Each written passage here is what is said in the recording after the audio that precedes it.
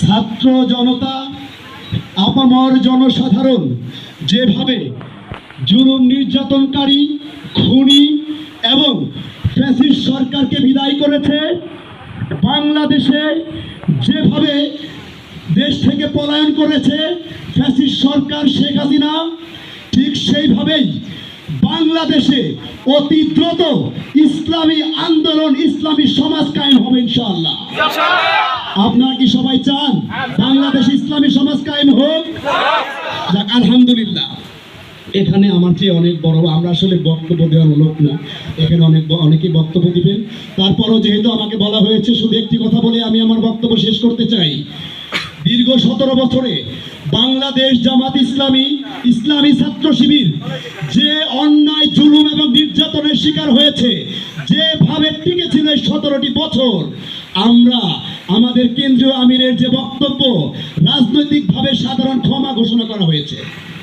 আমরা ব্যক্তিগত আক্রোশে, ব্যক্তিগতভাবে কারো উপরে আক্রমণ করব না, এটা ইসলামী আন্দোলনের আদর্শ হতে পারে না।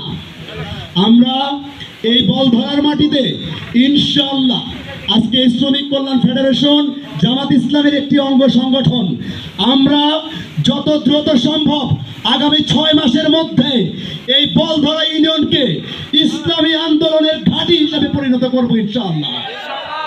আপনারা যদি ঐক্যবদ্ধ থাকেন, আমরা যারা আছি সব সময় আমরা আপনাদের পাশে আছি ইনশাআল্লাহ।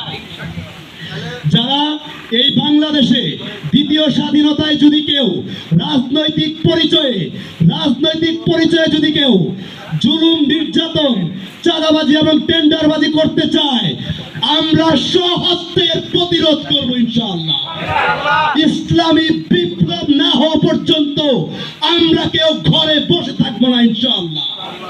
সর্বশেষ, বাংলাদেশ শ্রমিক কল্যাণ ফেডারেশন সিংগাইর উপজেলা শাখার পক্ষ থেকে আপনাদেরকে আন্তরিক শুভেচ্ছা এবং মোবারকবাদ জানিয়ে আমি আমার সংক্ষিপ্ত বক্তব্য এখানেই শেষ করছি।